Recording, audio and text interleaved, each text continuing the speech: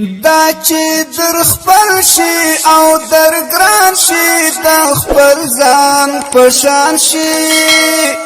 دا چې در خپل شي او در ګران شي د خپل ځان پشان شي او بیا جدا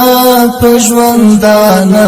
شي سړی وازوروي یو څه چې درد بلتانا شي سړی وازوروي او بیا جدا پژوندانا شي سړی وازوروي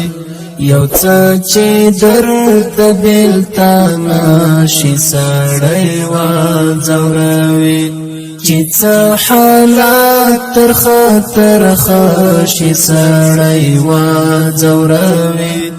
یو څه چې درد بلتانا شي سړی وازوروي یو څه چې درد بلتانا شي سړی وازوروي